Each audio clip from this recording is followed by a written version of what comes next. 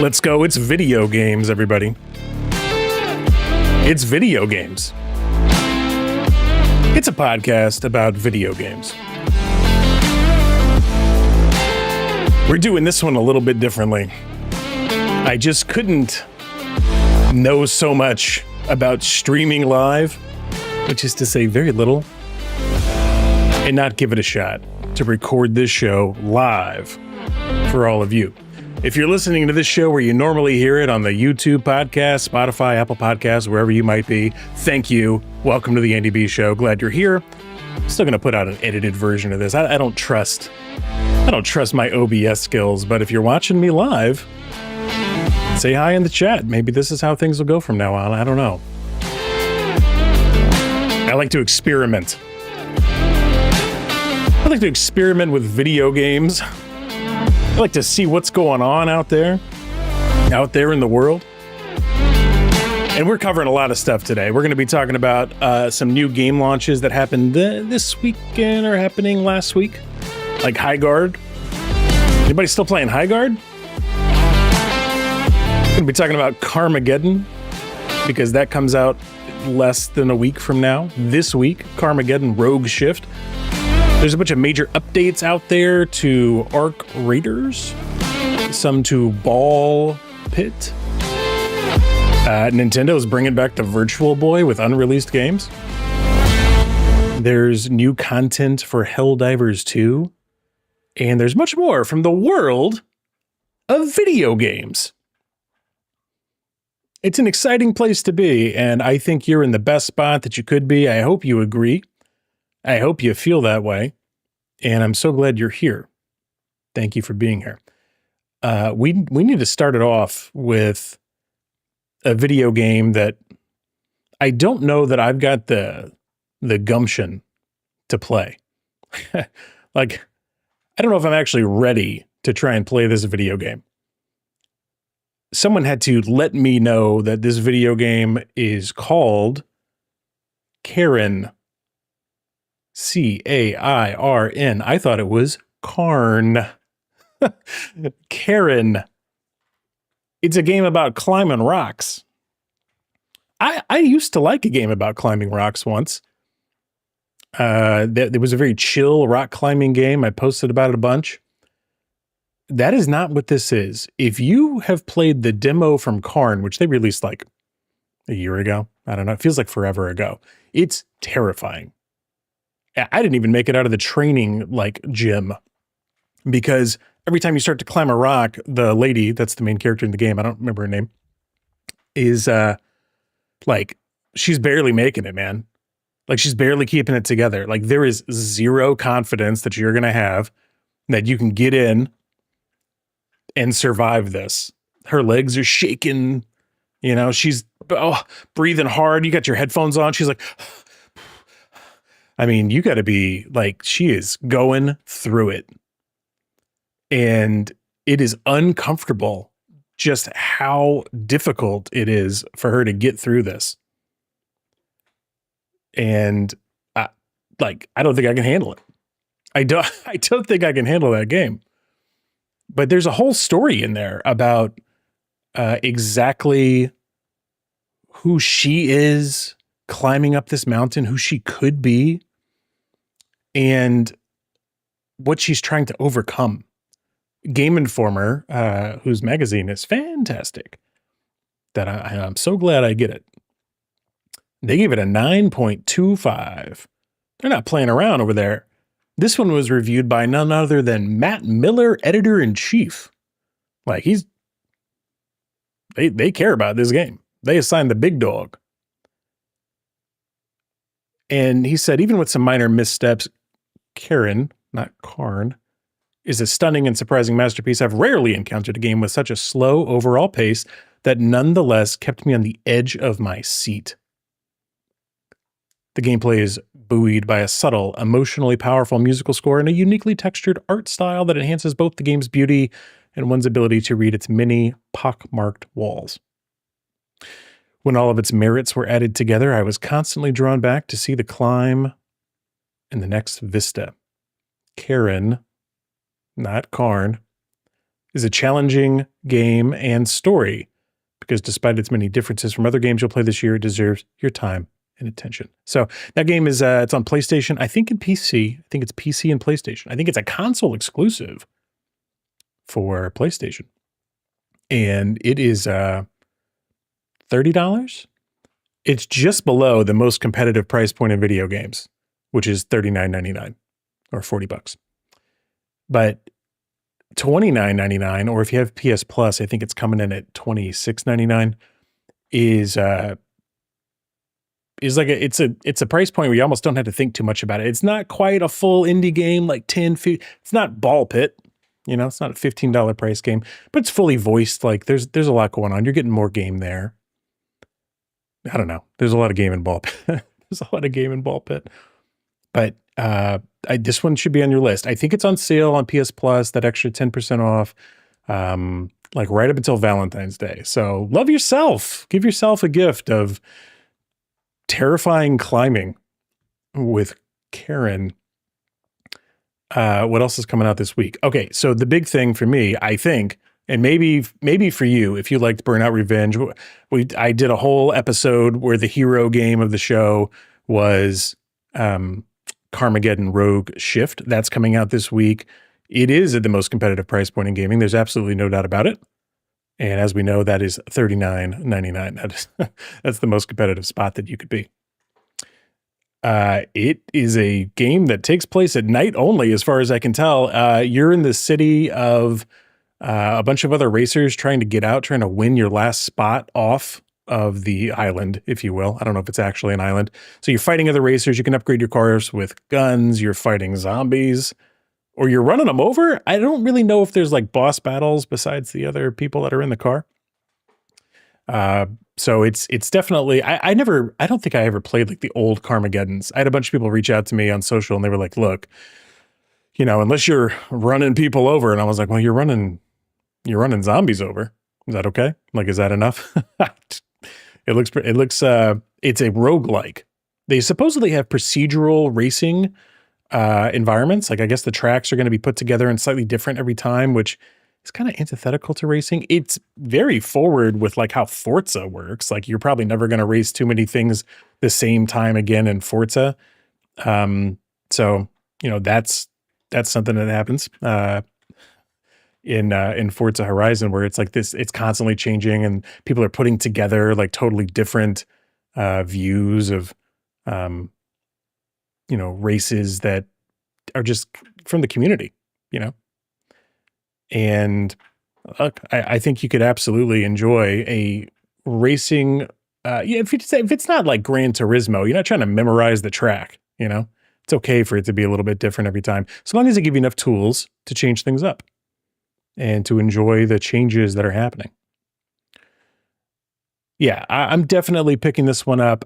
I'm starting to get a little, I don't know. I'm looking at the latest trailers and I was like, okay, maybe it looks a little budget. Maybe this one should be the $29.99 game and Karn should be the $39.99 game. Either way, it's pretty close. What else is new? We could talk about Highguard, but before we get there, I think we should talk about Arc Raiders.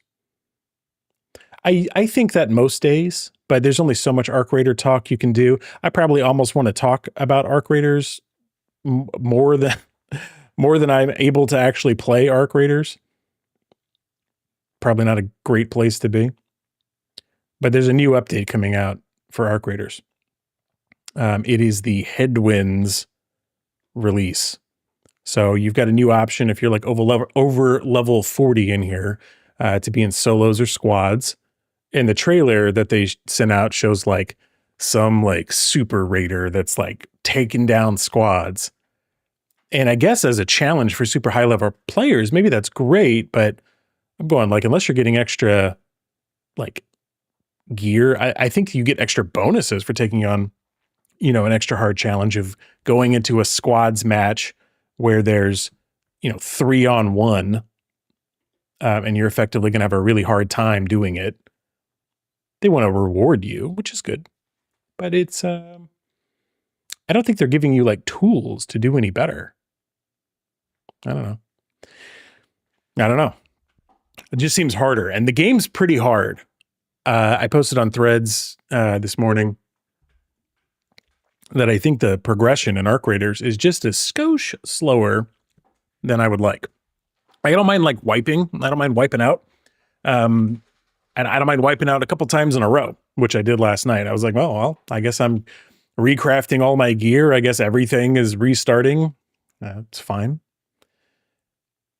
So I think that's okay, but it is that there's a rooster in Arc Raiders, if you don't know, that lives down in the underground in Speranza.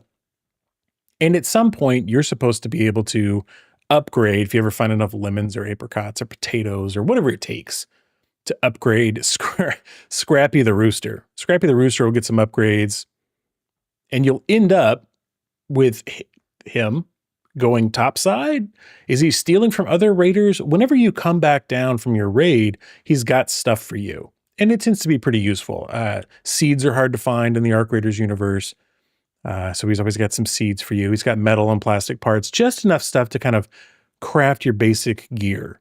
And you can get, if you lose all your gear, a free loadout, and then kind of start again and build up from nothing. So you never can't play. But it always feels like you're behind it. And the friction that's in that game is important. If they didn't have the friction, if they didn't have the sense of loss that could happen anytime you risk your gear by bringing it up topside, then you would never get the feeling that you're getting. It would just be missions and PvE. And maybe the PvE, you fighting the arcs, maybe it's not even that great without the risk. There's no way to know because that version of the game doesn't exist, or if you just earn the gear and then you always have the gear, that doesn't exist. It's always changing. So I posted about it this morning. There was a lot of people that were like, yeah, it's not worth it. Okay. Like, I think if I had more time to play the game, I would probably feel like the progression was okay. I feel like it's a little slow for the amount of time I'm able to put into the game. Someone said, Captain Caveman said, looting and building is fine, but if I can't get blueprints, leveling benches doesn't unlock much. So the luck-based craft stuff sucks. And I was like, look, if you don't have that, there's a bunch of blueprints, and if you don't have them, you can't make the stuff. It doesn't matter how much, accoutrement, doesn't matter how much Scrappy gathers for you while you're out there. It's like you can't craft anything. So what do? Actually, what you have to do is throw your time and your life at the grinder that is Arc Raiders. That's why they call it a grind in video games. When you're grinding to unlock things, it's fine. You just have to go, is the grind the right amount of grind? Are we feeling good about how much grinding we're doing? Stanky Frank out there in Threads was like, man, I'm already ready for the expedition. My character's maxed out. I got all the expeditions stocked, so he's ready to wipe his character completely and start fresh with some bonuses and stuff. That's what the expeditions are in that game. So it's like, hey, if you've done everything and you want more challenge, start over. Like, start back from when you had low stamina and you didn't have any character upgrades and you didn't have benches upgraded where you could, just manufacture the pink legendary or epic weapons. Like, yeah, he's ready for that. I don't know if I'll ever get there. I would like to take down a queen, a matriarch. I would like to take down like some of the big enemies in the game. I've taken down a bastion before. That's a pretty big enemy. But there's some enemies that are bigger than you. Like, they are huge, huge, huge arcs, and they're going to be adding more. And it kind of like Helldivers, like the top 1% of players in Helldivers 2, they're making content where they've got these flying orcs that that are like building size. You're trying to take them down. I'm like, I can't. I guess you have to mainline the game, and I just wish the progression were a little bit faster. But I think it's fine. I just have to decide, am I going to like mainline this game, or am I going to keep playing Everspace 2? Because I've been playing some Everspace 2. Everspace 2, that is a video game about space. It's been a great game for me. I think they added a new feature on PlayStation where you can like tell how much you've played a game, like how many times you popped a game open. And I think that one said I popped it open like 10 or 12 times, 20 times, something like that, which is nice because sometimes I think I'm playing video games. Like maybe I'm not. I don't know. I did decide that I'm trading in my initial ship. You start with a ship that doesn't really do much. It's just a basic baby ship is what it is, and it looks good.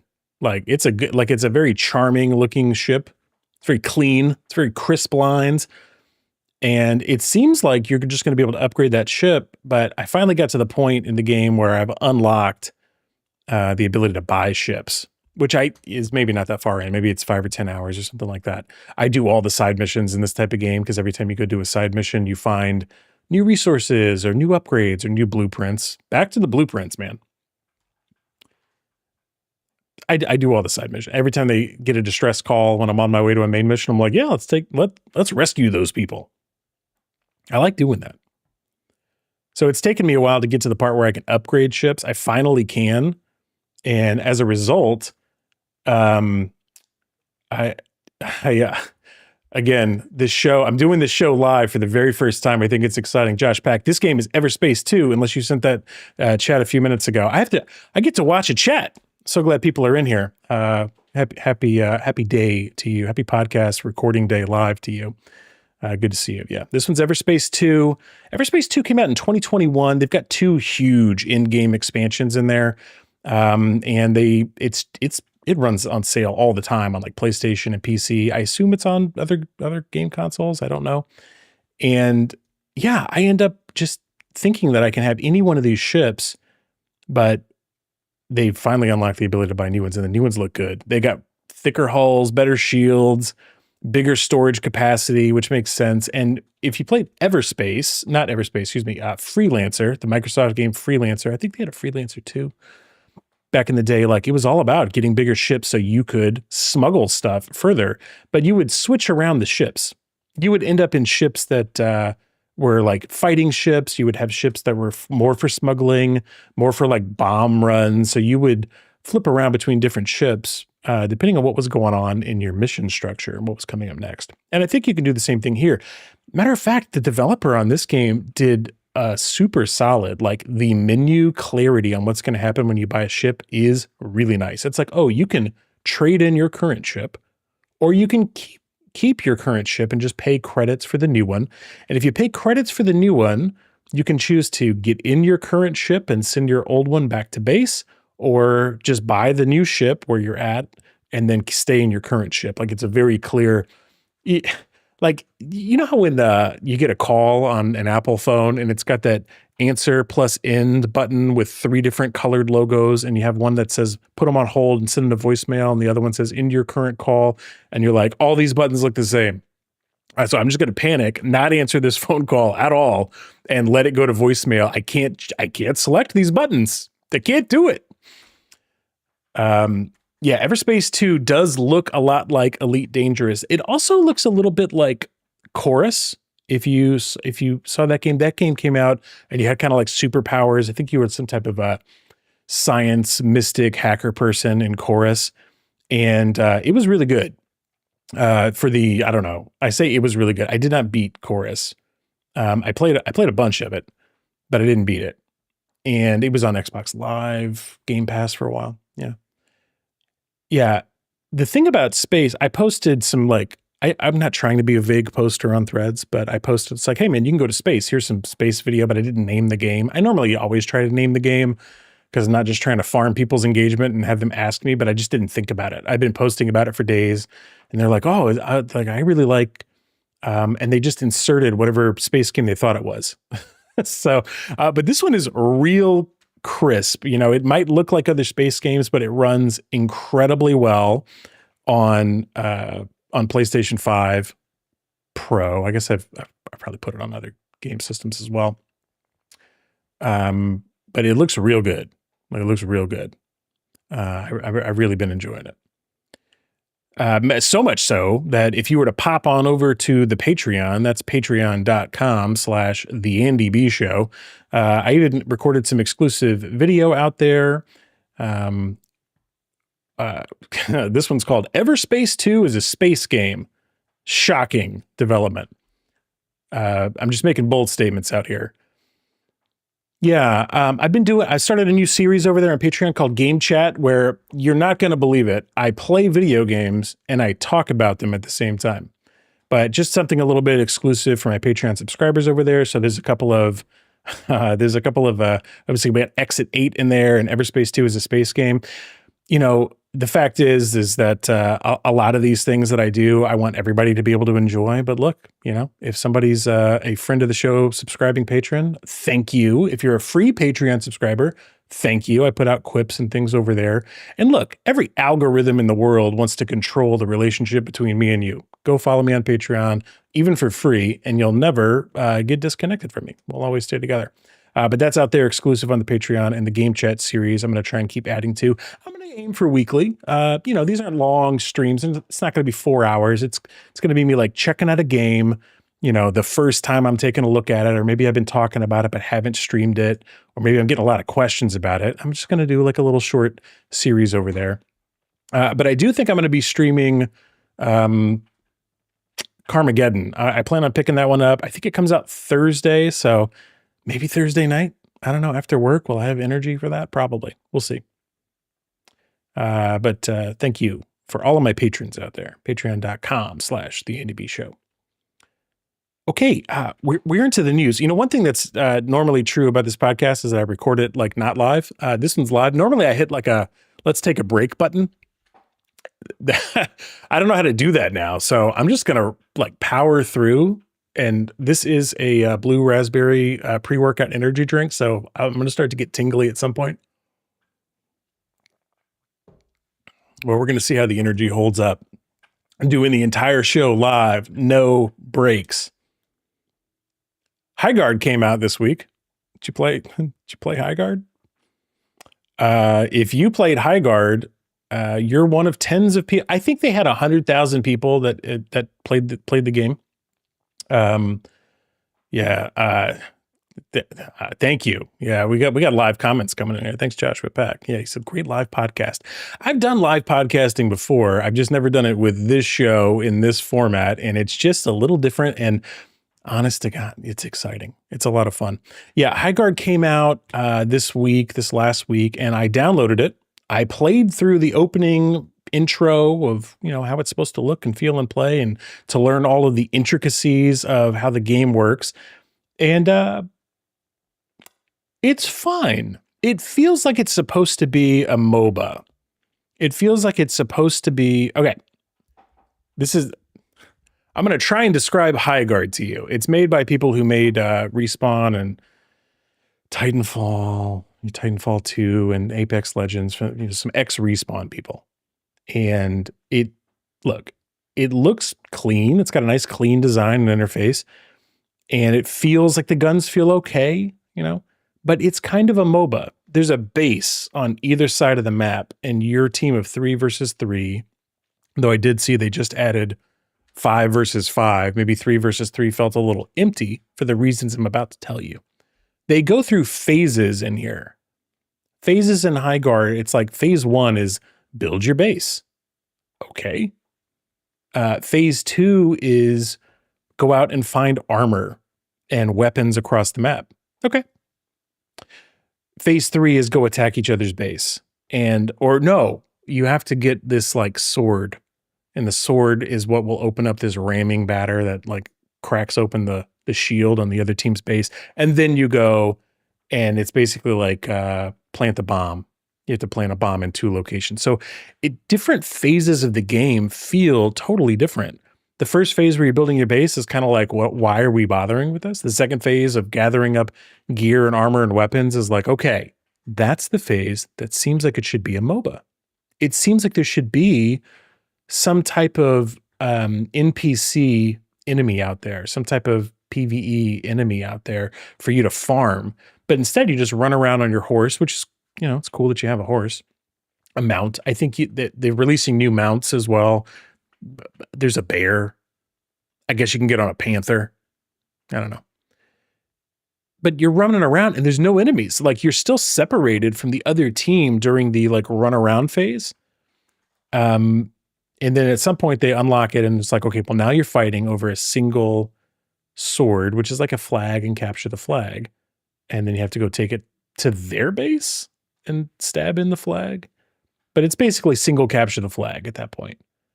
But that part before the capture the flag part starts, or even during it, it seems like there should be mobs out there, something to farm. Instead, you just go find these Borderlands loot chests full of stuff. And like, it feels kind of empty, which is why they immediately went, what about 5 players?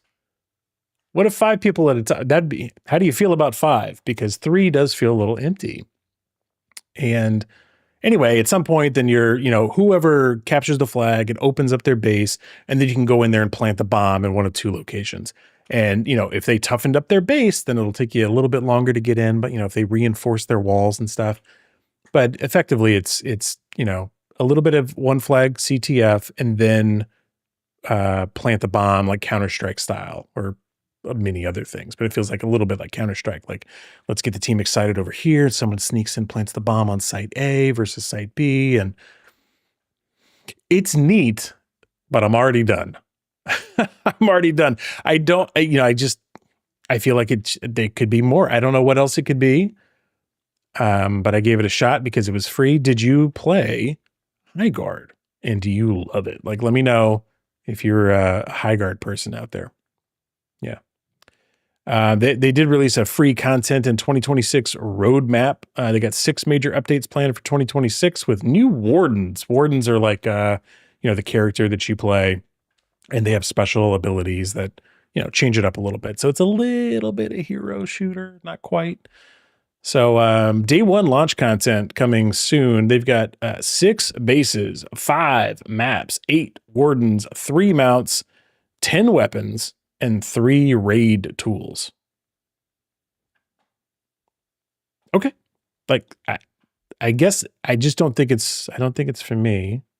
But I tried it. I said I would try it, and I did. How do you like that for consistency? Got a good do-say ratio. You know what I mean? All right. That's plenty about Highguard.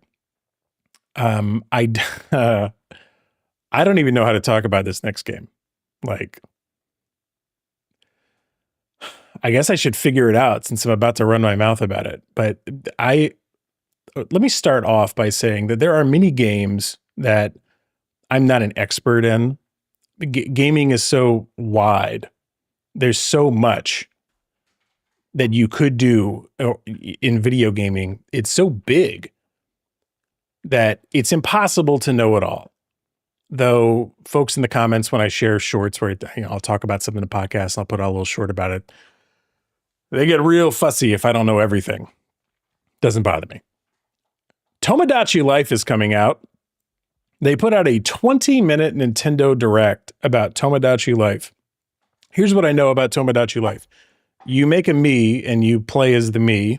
The Mii is your character. There are other Miis. There's computer-controlled Miis. You live in a little town and you do stuff. And it's not quite like Animal Crossing. I think it's like rated T. Because there's romance in it.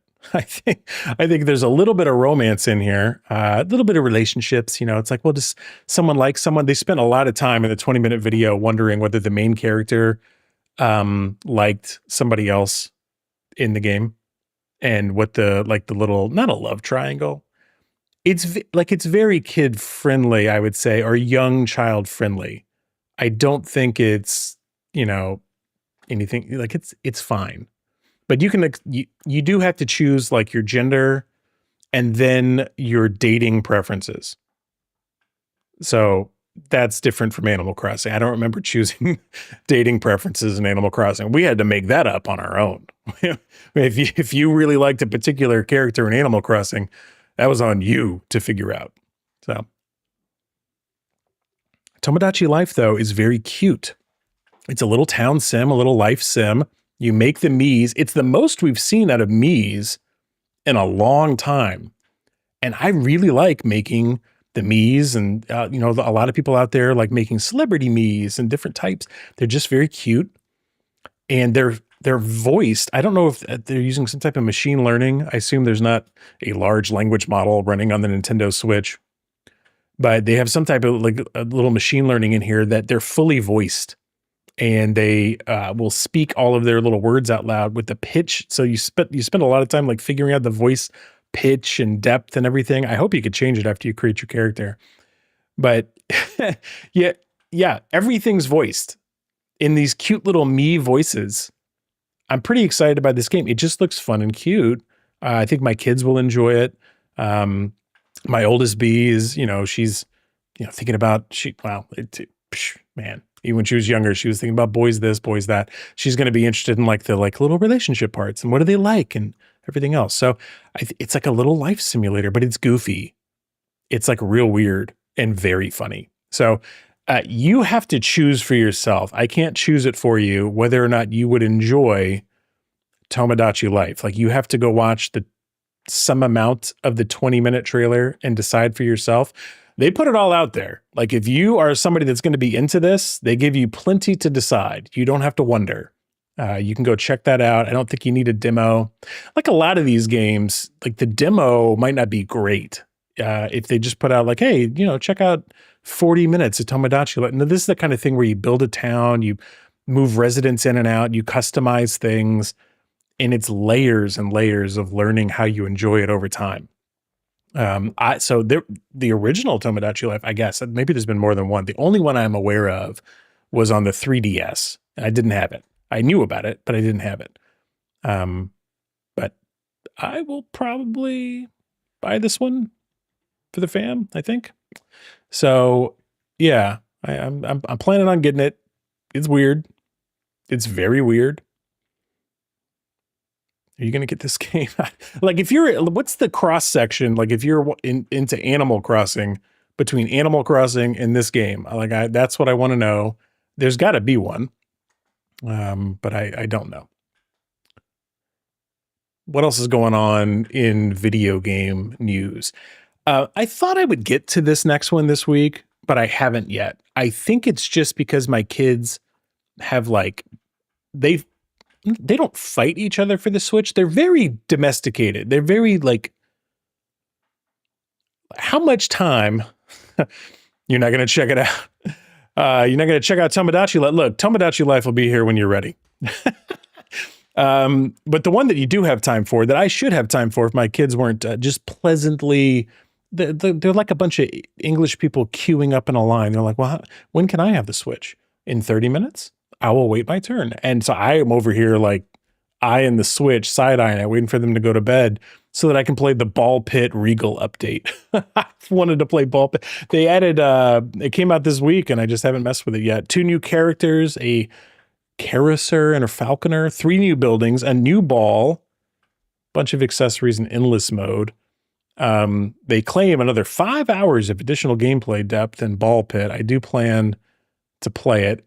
Ball Pit's the kind of game that you can play and you can beat and you're going to feel good about it. So I recommend that. But I haven't, it's free update. It's the first of 3, I think, that they have coming out this year. So I'm looking forward to playing that for sure.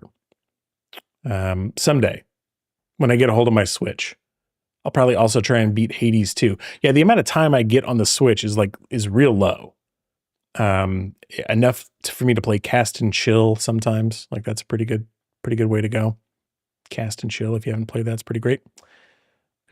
There's another game that's coming out on not the Switch, but it is coming out, and it's called Reblade: The Death Spiral. Very serious sounding video game.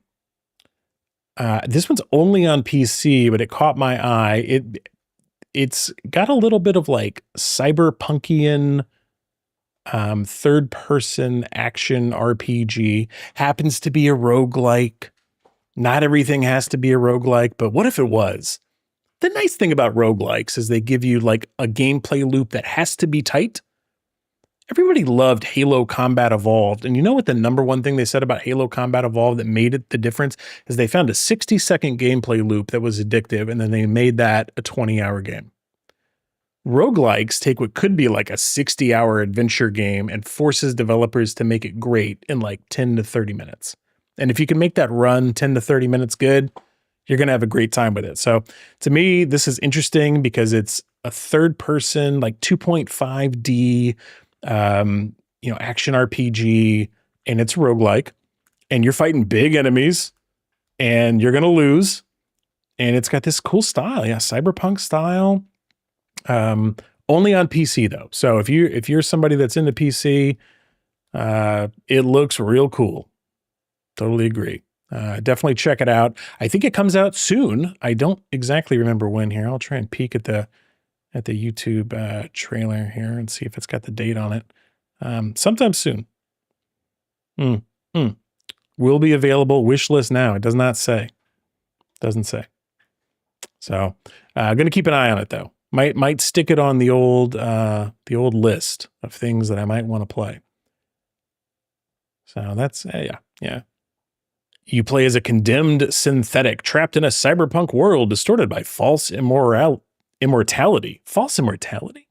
Endless resets. Yeah, that sounds like a roguelike to me.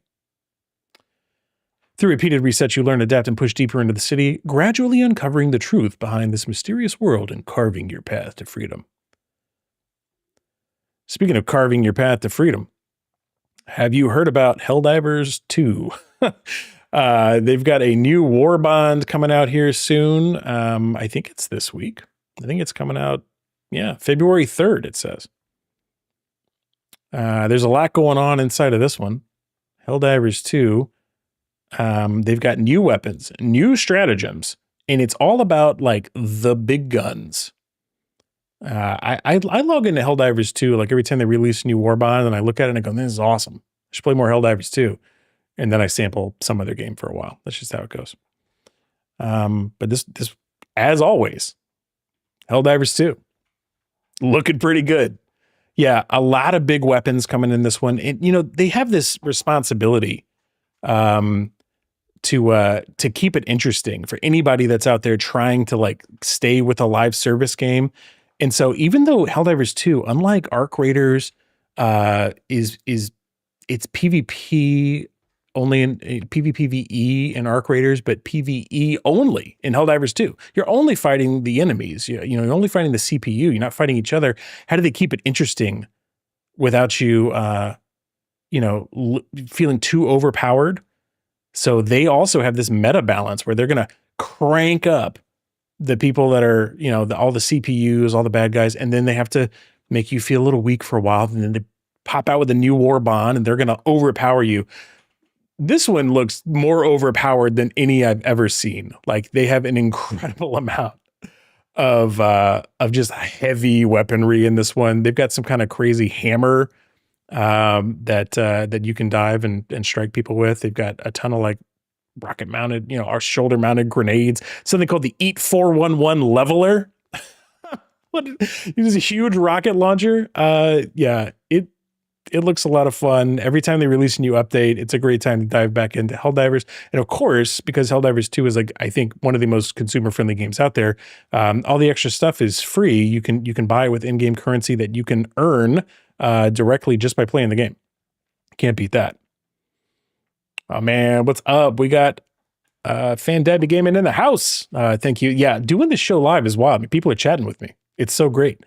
Good to see you. Good to see you. Thanks for being here in the live show. We're still going to release the podcast. If you're listening to this podcast not live, no problem. Like that's the primary, but trying it live today. Doing both, recording and streaming it live. We'll see how it goes. See if Riverside hates me after this, I like to record on Riverside for the shorts and stuff. It's good. We got a couple more stories here today. Almost, we're rolling through this podcast. We're rolling through it. This energy drink is still going. I'm starting to get the tingles though. It's good. Two big news stories and then one tiny one. You might have heard that Virtual Boy, the hottest game system of 1998, I think. Is it 98? I'm trying to remember when it came. I was standing in a Blockbuster Video when I first played the Virtual Boy. So let that help you decide like what year it came out. I'm pretty sure it was like 98. Think about what state I was in, where I was at the time. Nintendo is doing something that everyone said was impossible. They said, Nintendo, you can't re-release the Virtual Boy and charge people for it. Absolutely, they can. You could play things like Galactic Pinball, the first Mario Tennis, which I learned last week was actually the first Mario Tennis, was on the Virtual Boy. The Virtual Boy, if you don't know, if you never had a chance to mess with it, is kind of like a VR headset, sort of, but it's not.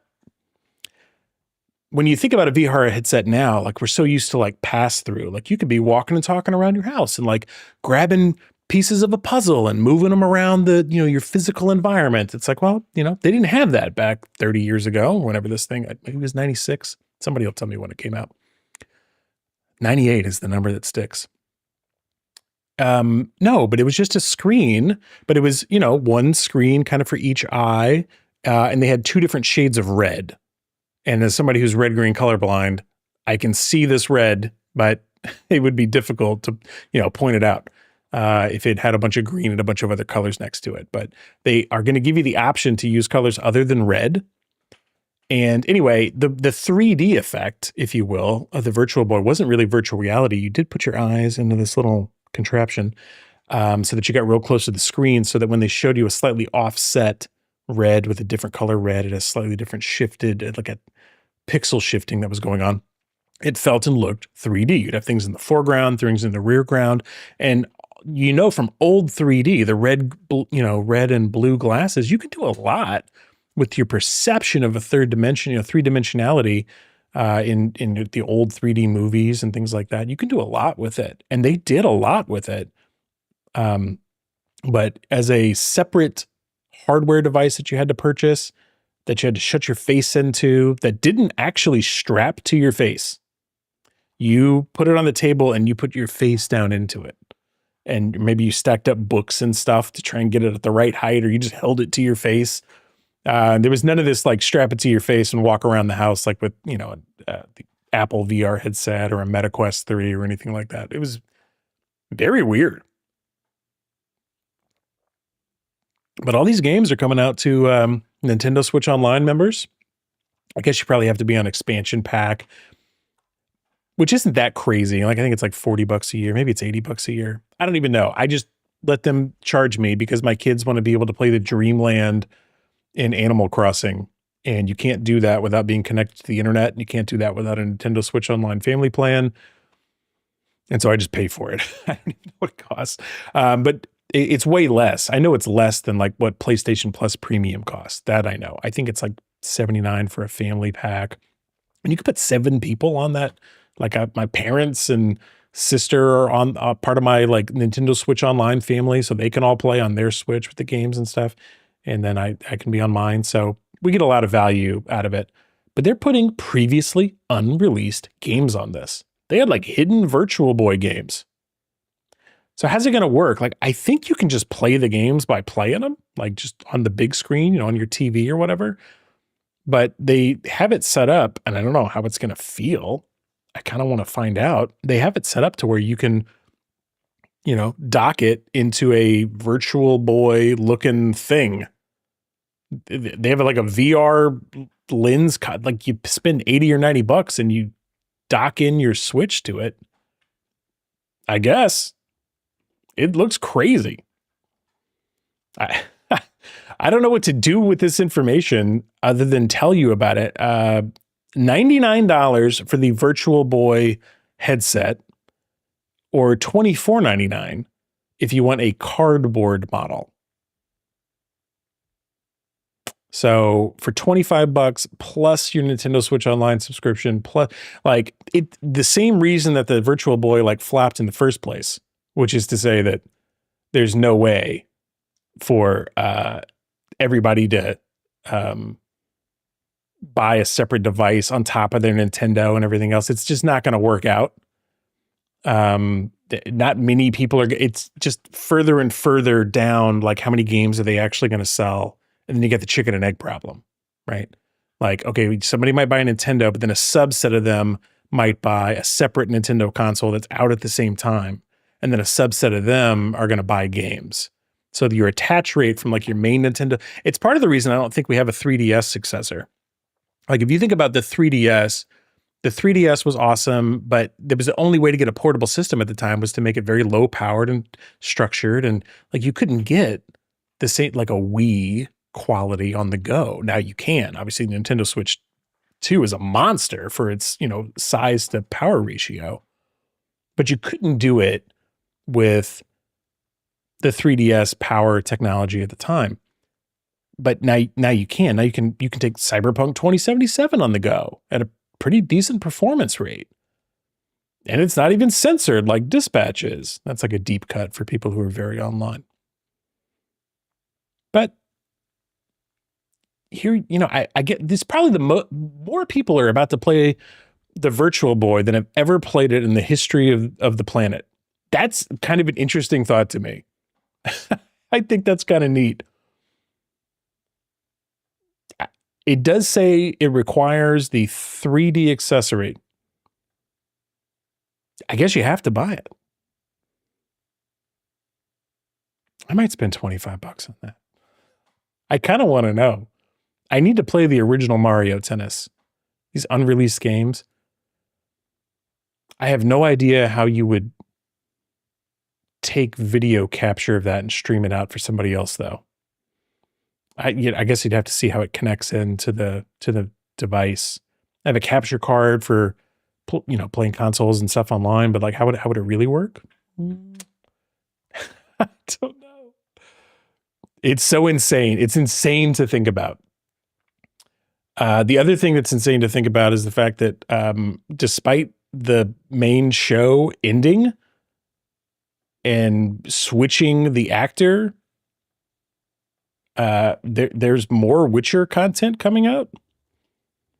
I guess they're re-releasing a game that was already out, which is called The Witcher Thronebreaker, which interestingly is rated T for teen. You would expect any Witcher content to be M for mature based on the books and the shows, but they released this one on Switch. The original trailer is on Switch. They just announced on Threads that they're bringing Thronebreaker, which I don't even think I knew about. I just missed it.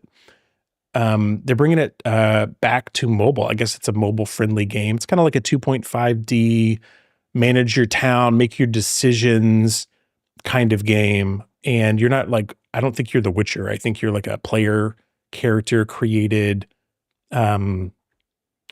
bureaucrat leader of one of the factions of the world. And you're in the middle of a war and you're making a bunch of decisions and you're interacting with these characters and choosing how things are going to go for your continent, your people. And then I guess I don't know if there's a card game in there. Gwent should be in any game. Like no matter what game you have, you should have some Gwent in it. I don't know if Gwent is in here, but you have cards that kind of look like Gwent cards. So I didn't play this one. I don't know if any of you did, but yeah, look, there's Gwent. That's Gwent, baby. That's looking pretty good. Yeah, Fandebi Gamer says this is a good Witcher expanded universe game and a good time. That's good to know. Well, it's coming back out on iOS. I assume that means I could probably play it on the Gwent looked best on a bigger screen. But definitely kind of choice-based looking game for sure. They've got another one. Like, again, when I said I'm surprised how much Witcher content is coming out right now, we're not done. Like, there's a second mobile Witcher game has hit the internet. And it's one that's coming out from the folks that make Reigns. So this is like a Devolver Digital game. And Reigns is like a swipe left, swipe right, kind of like a dating game. Like you're supposed to just choose yes or no to your decisions. But they're doing a Witcher version. And this one's very like animated looking. Like it looks kind of, I guess like how you'd expect the Reigns games to look, which I've played a little bit of. I never spent too much time with them. I'm too old for the dating scene. I don't know about this swipe left and right. Been married too long to understand swiping left and right like this. But yeah, what I don't see in this game is a um, February 25th it comes out. What I don't see in this game is Gwent. Like I'm like, where's the Gwent in the Reigns the Witcher game? But yeah, that's going to be on the App Store for Google Play and Apple, and on PC. So that one's looking pretty good. I think it's interesting. Last news story that we've got here for the week is one that I could have just started with, but I feel like, I don't know. I feel like I talk too much about like what games sometimes are coming out on these subscription platforms, and so I just don't want to lead with it all the time. I think is my deal.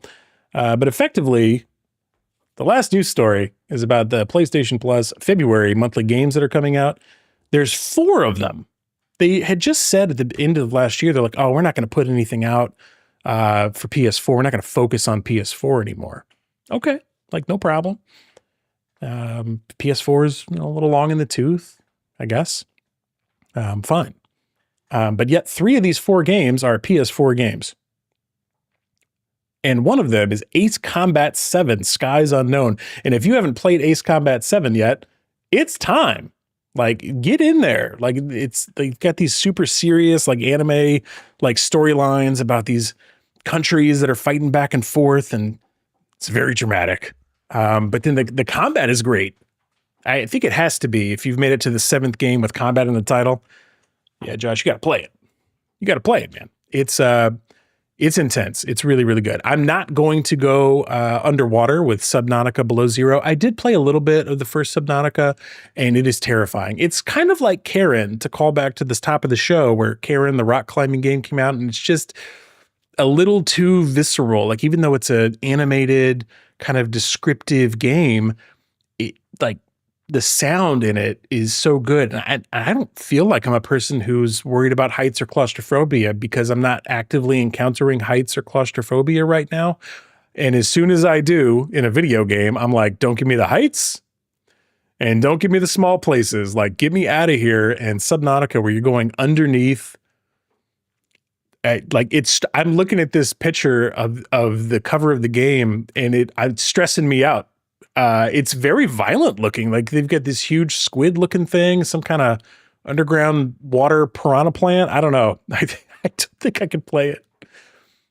Undisputed is coming out. Undisputed is, and I guess these games are probably out for a while. I don't know if any of these are like brand new releases. But Undisputed is going to be the first boxing game I've played since Fight Night back on the Xbox 360, which was a great video game. It was the first game that I had ever seen that, when you punch somebody, their face would kind of like deform against the punch. Like, it was really good. Yeah, you got a huge back. Look, don't let your it's part of the reason I feel bad talking about these catalog games, is because the people's backlog keeps getting bigger. And if they release 4 games in February, and they're going to usually they release 3 monthly games, you usually get 3. I don't know why we're getting 4 this month on PlayStation. If you have 2, you can't have, all right. As adult gamers, there's a couple of things you can't do. You can't have more than 1 daily live service game. It is impossible. You can't do it. If you have 2 games that have daily missions, like, you're in trouble. Because your life has daily missions too, and now you got 3 sets of daily missions. So a good rubric, depending on how busy, I mean, maybe, look, there's times in life where you can have more or less live service games. I've certainly run 2 before, but if you're running an MMO, you have to be very careful, because they got daily missions, they got a lot of quests, they got a lot of things. You're in a danger zone if you're in an MMO.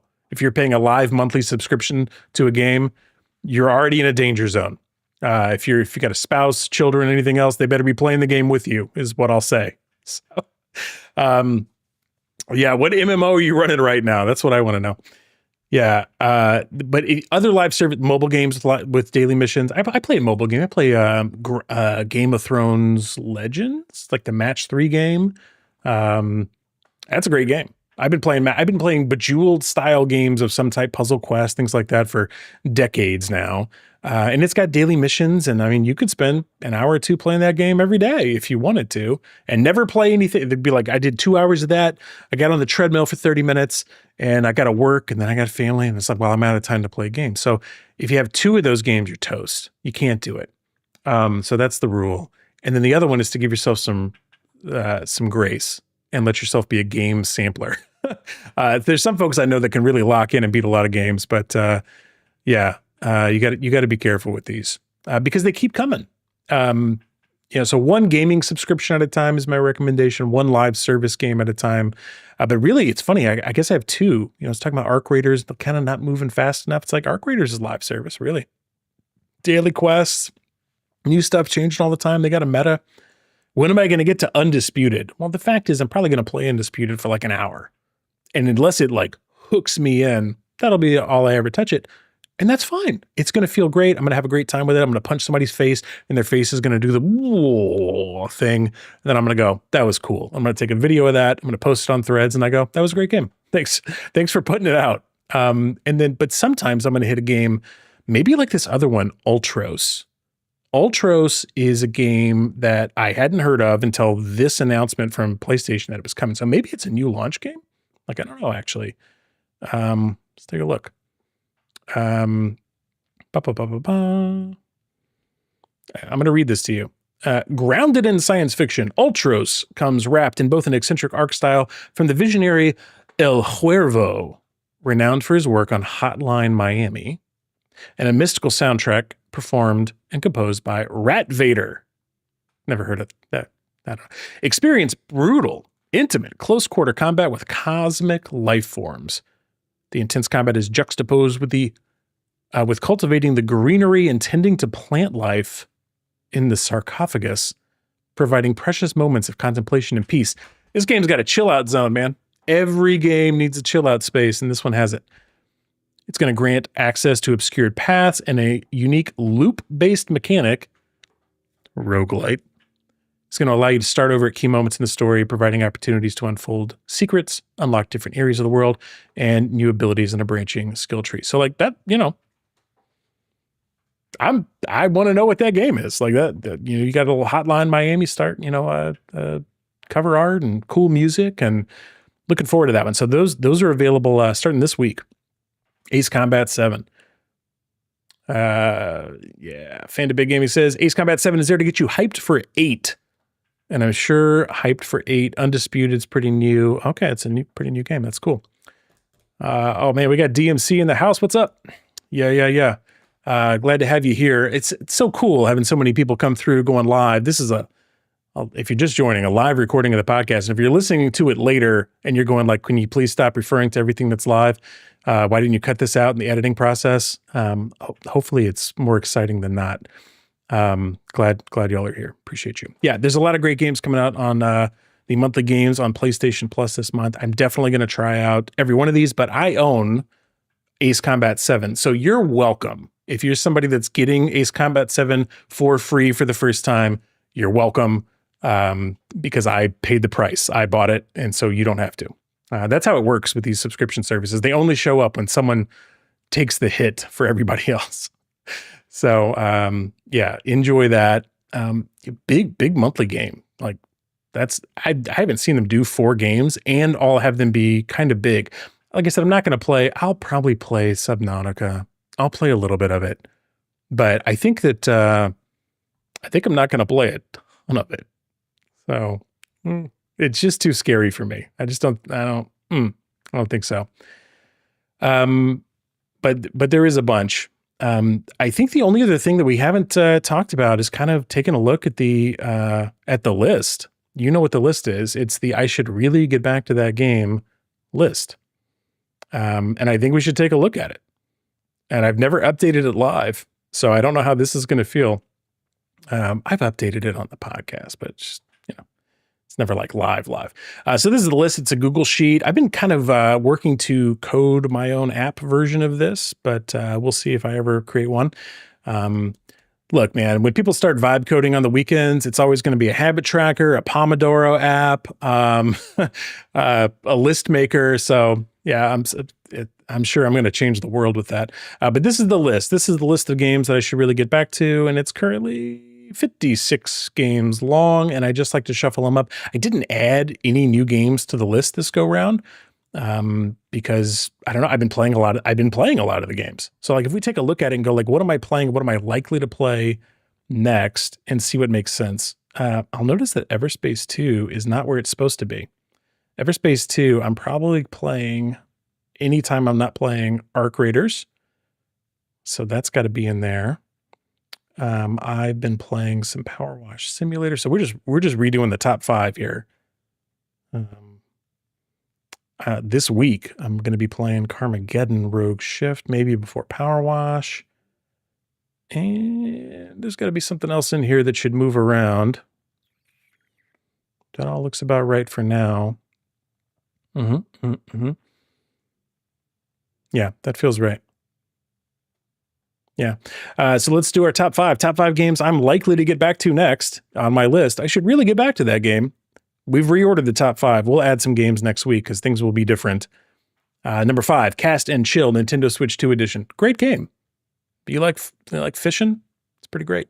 Power Wash Simulator 2. Every night, my youngest B will ask me like, "Hey, can we do some Power Wash Simulator?" So I've been playing a bunch of that. Carmageddon Rogue Shift comes out this week. It says February 6th here on this list, but when I looked at my PlayStation list, it said February 5th. So I don't know how time zones work, but I think it's Thursday this week.